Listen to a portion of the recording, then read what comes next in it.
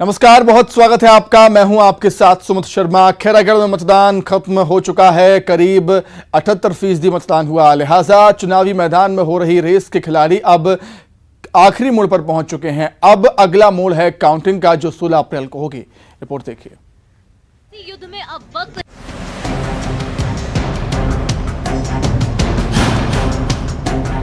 खैरागढ़ के सियासी युद्ध में अब वक्त है चंद रोज के शांतिकाल का।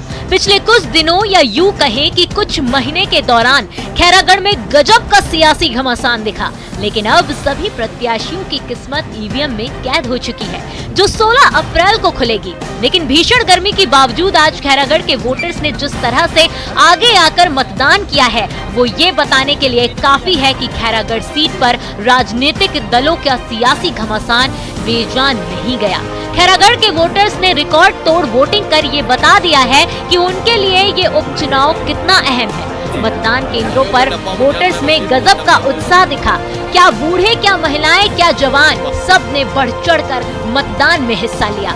इस बम्पर वोटिंग को लेकर सबसे ज्यादा उत्साहित नजर आए खुद सीएम भूपेश बघेल। मतलब मतदान अच्छा हो रहा है, अच्छा है। जो सरकार के कार्य हैं और जिला दोनों मुद्दे हैं, जिसमें खूब मतदान हो रहा है। और जो फीडबैक है वो बहुत उत्साह है लोगों में, और भारी संख्या में भीषण गर्मी के बावजूद भी लोग मतदान केंद्र पहुंच रहे हैं। खैरागढ़ उपचुनाव में कांग्रेस, बीजेपी और जोगी कांग्रेस के बीच मुकाबला है। कांग्रेस से यशोदा वर्मा, बीजेपी से कोमल जंघेल और जोगी कांग्रेस से नरेंद्र सोनी प्रत्याशी हैं। तीनों दलों के प्रत्याशियों ने भी अपना वोट डाला। वैसे तो मतदान शांति के साथ हुए, लेकिन छुई खदान के बूथ पर बीजेपी प्रत्याशी कोमल जंघेल धरने पर बैठ गए। कोमल जंघेल का आरोप था कि मतदान केंद्र का निरीक्षण करते समय सुरक्षा कर्मी ने उनका हाथ खींचकर उनसे बदसलूकी की। हालांकि मान मनोवल के बाद उन्होंने धरना खत्म कर दिया। मतदान केंद्र में गया था और मतदान केंद्र में जाने के बाद वो पुलिसकर्मी के द्वारा जो फोर्स में है, और उसने जाकर के बोले कि आप अंदर क्यों आए हैं करके मेरे हाथ को छुआ, और मुझे ऐसा लगा कि ये मुझे ब्रेक कर रहे हैं। ब्रेक करने का प्रयास किया तो पीठासीन अधिकारी आगे बताया कि नहीं, ये प्रत्याशी है। उसके बाद मैं बाहर आ गया। बाहर आके फिर भी वो बोले कि कोई मतदाता ही जा सकता है, दूसरा नहीं जा सकता। मुझे पता नहीं किस तरह से यहाँ राजनीति कर रहे हैं प्रत्याशियों के साथ, मुझे समझ नहीं आ रहा है। ये तो बड़ा आश्चर्यजनक है और ऐसा करना नहीं चाहिए। फिर उसको समझाएं अधिकारी लोग कि प्रत्याशी को जाना पड़ता है, आ सकता है उसको इतना ज्ञान न रहा हो या जो कारण रहा हो। खैरागढ़ उपचुनाव किसी के लिए साख का सवाल है तो किसी के लिए संजीवनी। विपक्ष यहाँ बेरोजगारी भत्ता, शराबबंदी, धान खरीदी में भेदभाव और लॉ एंड ऑर्डर की समस्या को लेकर जनता के बीच पहुंचा। लेकिन सीएम भूपेश बघेल ने खैरागढ़ को जिला बनाने का ऐलान कर बढ़त हासिल की। इसके अलावा कांग्रेस ने सरकार की उपलब्धियों को मुद्दा बनाया। किसानों का कर्ज माफ, समर्थन मूल्य, गोधन न्याय योजना को कैश करा रही सरकार ने जोगी के साथ जाने के बाद देवव्रत सिंह के कांग्रेस की तरफ झुकाव को भी चर्चा में बनाए रखा। साथ ही रमन राज के चिटफंड की लूट का मामला भी गर्म रहा। उधर बीजेपी ने स्टार प्रचारकों को झोंक कर कांग्रेस को ये बता दिया कि ये राह आसान नहीं। खैरागढ़ की जंग में उतरे सीएम शिवराज सिंह चौहान, लोध नेता प्रहलाद पटेल, दोनों का चुनावी प्रबंधन का ट्रैक रिकॉर्ड तगड़ा है। जाहिर है राह किसी के लिए आसान नहीं, लेकिन जनता ने बम्पर वोटिंग की है और 16 अप्रैल को सब कुछ साफ हो जाएगा। अवधेश मिश्रा के साथ ब्यूरो रिपोर्ट, न्यूज़ 18 खैरागढ़। तो कैसा रहा आज का वोटिंग का दिन, उसे हम जानने के लिए सीधे खैरागढ़ का रुख कर देते हैं। अवधेश हमारे साथ इस वक्त लाइव जुड़ गए हैं। अवधेश, गजब का उत्साह देखने को मिला, बम्पर वोटिंग हुई करीब 78%, और कहना गलत नहीं होगा कि किसी के लिए साख का सवाल, किसी के लिए संजीवनी और किसी के लिए बूस्टर साबित हो सकता है ये उपचुनाव। अवधेश।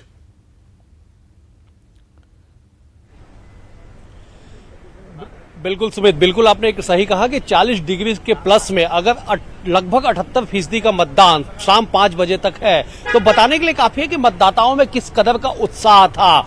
जो छत्तीसगढ़ में जो आम चुनाव होते हैं, छत्तीसगढ़ में विधानसभा के चुनाव आमतौर में अक्टूबर नवंबर के महीने में होते हैं, ठंड का मौसम होता है, लेकिन गर्मी में अगर आप 80% के करीब आंकड़े को देखते हैं तो ये बताने के लिए काफी है कि राजनीतिक समीकरण जो जितने भी सियासी गुणागणित यहाँ पे देखने को मिला, जनता ने उस पर मुहर लगाया। अब जीत किसकी होगी इसके लिए 16 तारीख तक इंतजार करना पड़ेगा, लेकिन इतना तो तय है कि जिस हिसाब से समीकरण बने, जिस तरह से लगातार सियासी घमासान देखने को मिला, कांग्रेस की ओर से लगातार मुख्यमंत्री ने खुद यहाँ पे मोर्चा संभाला, तो बीजेपी ने भी मध्य प्रदेश के मुख्यमंत्री शिवराज सिंह चौहान को स्टार कैंपेनर के रूप में यहाँ पे तैनात किया। दो केंद्रीय मंत्री उनके यहाँ सभा लेने के लिए आए, तो तमाम रस्साकस्सी के बीच जनता जनार्दन ने अपना फैसला दे दिया। तकरीबन 80% जनता ने वोट दिया है। 16 अप्रैल को पता चलेगा कि किसके दावों में कितना दम होता है। हमारे साथ कांग्रेस के प्रवक्ता आरपी सिंह, उनसे बातचीत कर लेते हैं। जनता ने अपना फैसला सुना दिया है, क्या उम्मीद है आपको? हमारे पास जो आंकड़े हैं वो ये बताते हैं कि 25 से 30 हजार वोटों की एक सम्मानजनक जीत हम यहाँ पर हासिल करने जा रहे हैं। और पूरा चुनाव इस बात पर टिका था कि मुख्यमंत्री जी का चेहरा और इस विधानसभा को जिला बनाने के लिए उनका जो किया गया वादा था वो 24 घंटे के अंदर वो पूरा करने जा रहे हैं। तो हमारी सरकार ने 3.25 साल में जो काम किए थे वो बातें थी। स्थानीय जो समस्याएं थी वो हमने अपने मैनिफेस्टो में लेके आए, और सबसे बड़ी बात थी कि 24 घंटे के अंदर हम जिला बनाएंगे। इस बात को मैं आपके चैनल पर एक बार फिर से दोहराता हूं कि 17 तारीख को खैरागढ़ विधानसभा जिला बन जाएगा। बीजेपी ने पूरा जोर लगाया, शिवराज सिंह एमपी के मुख्यमंत्री, दो केंद्रीय मंत्री की सभा यहाँ पे, कुछ असर उसका होगा? कोई असर नहीं होगा। यहाँ की जनता को काम पड़ेगा तो शिवराज सिंह के पास थोड़े जाएंगे, उनके काम तो भूपेश बघेल जी आएंगे या प्रहलाद पटेल जी जो आके किसानों का अपमान करके गए हैं। उन्होंने कहा कि किसानों को पैसा मत दीजिए तो राज्य सरकार कंगाल हो जाएगी। यहाँ का किसान भी जान गया कि गलती से अगर भारतीय जनता पार्टी विधायक जीत जाएगा तो ये और हमारे अपने खिलाफ खड़े हो जाएंगे। तो ये सब वजह थी। और सबसे बड़ी बात यह है कि मेरी याददाश्त में किसी उपचुनाव में पहली बार ऐसा हुआ है कि जब बाहर के लोगों को प्रचार करने के लिए बुलाया गया है, नहीं तो ऐसा होता नहीं है। विधानसभा का उपचुनाव जब होता है तो राज्य की पार्टियां, वहाँ की लीडरशिप लड़ती है, लेकिन भारतीय जनता पार्टी के नेताओं के ऊपर जनता का विश्वास उठ चुका है। इसलिए मध्य प्रदेश से शिवराज सिंह, प्रहलाद पटेल और फग्गन सिंह कुलस्ते जैसे नेताओं को लाकर यहाँ माहौल बनाने की कोशिश की गई, लेकिन जनता होशियार है, वो सब कुछ जानती है। बीजेपी के सांसद राजनांदगांव से संतोष पांडे 15,000 से वो क्लेम कर रहे हैं कि बीजेपी जीतेगी, कोमल जीतेगा और कमल जीतेगा। एक संतोष पांडे जी को मेरी सलाह है कि भारतीय जनता पार्टी के नेता एक साथ बैठ जाएं और क्या बोलना है वो तय कर ले। 4 दिन पहले रमन सिंह जी कहते हैं कि हम 20,000 से जीतेंगे, आज वोटिंग होगी तो 5,000 कम हो गया। अभी 16 तारीख आने दीजिए, 16 आते आते ये चुनाव हारने के बहाने खोजेंगे कि हम क्यों चुनाव हारे।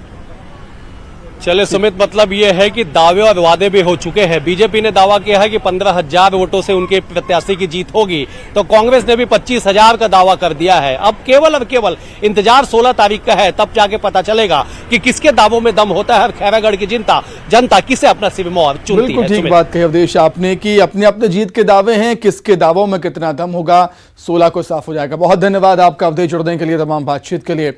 आगे बढ़ते हैं। आय से अधिक संपत्ति के मामले पर रमन सिंह को हाईकोर्ट के नोटिस दिए जाने पर सीएम ने कहा है कि हम लोग लगातार आरोप लगाते रहे हैं। सीएम ने कोर्ट के आदेश का स्वागत किया। वहीं धमतरी में हाथियों की वजह से लोगों की मौत पर सीएम का कहना था कि गर्मी में महुआ खाने के बाद हाथी मदमस्त हो जाते हैं, लिहाजा मुनादी कराई जाती है, लेकिन कई बार लोगों की लापरवाही से हादसे हो जाते हैं।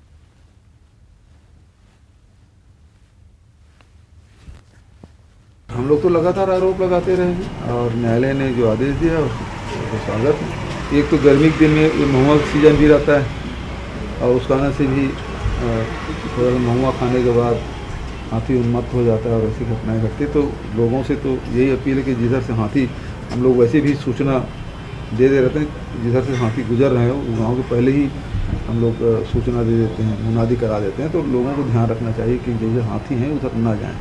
कई लोग सेल्फी लेने चल देते हैं, कई लोग देखने चल देते हैं, उसके कारण से नुकसान होता है, इससे बचना चाहिए। सीएम भूपेश बघेल बेमेतरा पहुंचे, जहां कर्मा जयंती महोत्सव में सीएम शामिल हुए। माता कर्मा चौक पर साहू समाज के कार्यक्रम का आयोजन किया गया था। सीएम ने प्रदेश की खुशहाली की कामना की। अपने संबोधन में सीएम ने प्रदेश की सरकार की योजनाओं की उपलब्धियां गिनाई। इससे पहले सूरजपुर हेलीपैड पहुंचने पर सीएम का कांग्रेस के कार्यकर्ताओं ने भव्य स्वागत किया। इस साल 1940 रुपये आपका समर्थन मूल्य और जब इस साल जो पैसा मिलेगा वो 2540 रुपये पड़ेगा। मतलब 2500 हमने वादा किया था, 2500 से ऊपर है 40 रुपया।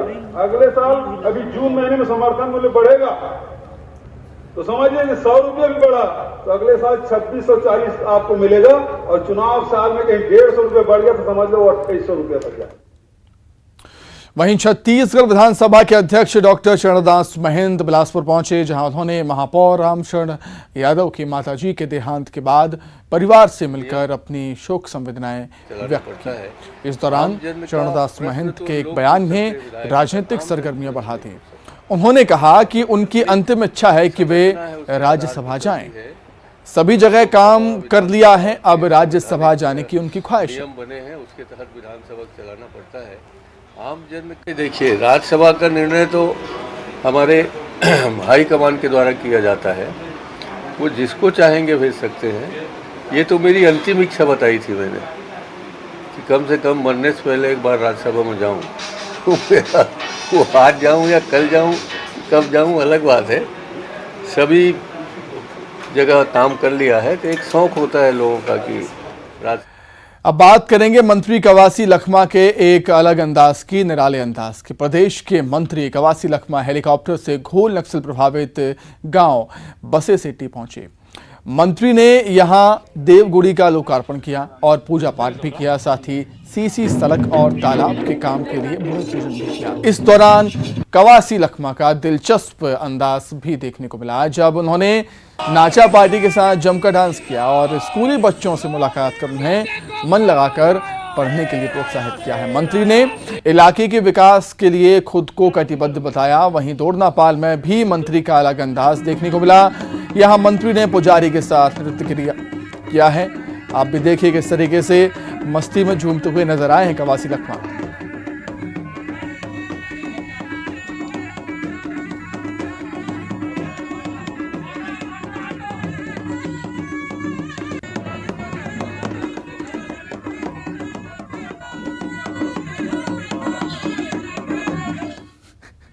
कि बड़ी चट्टी में कोई आ नहीं पाते थे, सोसाइटी का चावल फुलबगड़ी में मिलता था और यहाँ पर बाजार नहीं लगता था। आज यहाँ 8 करोड़ का रोड का लोकार्पण हुआ, गांधार पाराज के 2 करोड़ का भूमि पूजन हुआ और यहाँ आश्रम बिल्डिंग आप लोग सब लोग देखे हो। 15 साल में रमन सिंह के सरकार में, केदार काश्यप के सरकार में आश्रम बर्बाद हुआ है, उसका भूमि पूजन किया हूँ 1.5 करोड़ का, और पोस्ट मैट्रिक आश्रम 2 करोड़ का। ये अनेक काम, चाहे रोड हो सड़क हो, आज भूमि पूजन किया है। देवगुड़ी हमारा मुख्यमंत्री का महत्वपूर्ण योजना है, देवगुड़ी का भी भूमि पूजन हुआ है। अभी कोया बेकुर में भी भूमि पूजन करूंगा। 25% देवगुड़ी पूरा हो रहा है और उसके 75% बचा है। हम पूरा उम्मीद है कि देवगुड़ी आने वाला 1 साल के अंदर पूरा देवगुड़ी बनाना है। कोरिया में सीएम भूपेश बघेल और पूर्व सीएम डॉक्टर रमन सिंह ने भैया लाल राजवाड़े के निधन पर शोक व्यक्त किया। दिवंगत विजय राजवाड़े के 13वीं के कार्यक्रम में सीएम के अलावा आला नेता शामिल हुए। सीएम ने शोकाकुल परिवार से मुलाकात की। 31 मार्च को उपचार के दौरान रायपुर में पूर्व मंत्री के बेटे विजय राजवाड़े का निधन हुआ था। जगह दीजिए ना भैया। खबर राजधानी रायपुर से। सार्वजनिक स्थानों पर मास्क जरूरी नहीं है, फेस कवर ना करने पर अब जुर्माना नहीं लगेगा। सरकार ने पहले के आदेश को संशोधित किया है। पहले मास्क ना पहनने पर 500 रुपए का जुर्माना था, लेकिन अब अगर आप मास्क नहीं लगाए हुए हैं तो आपको जुर्माना नहीं देना पड़ेगा। सार्वजनिक स्थानों पर मास्क अब जरूरी नहीं है। राजधानी रायपुर में मास्क की अनिवार्यता को खत्म कर दिया गया है। फेस कवर न करने पर अब जुर्माना नहीं देना पड़ेगा। सरकार ने अपने पहले के आदेश को संशोधित किया है।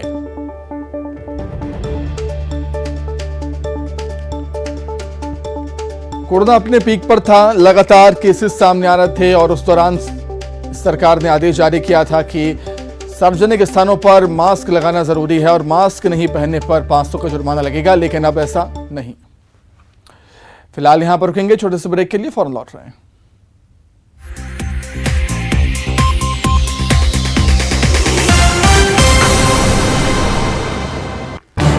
इस न्यूज हेडलाइंस के प्रायोजक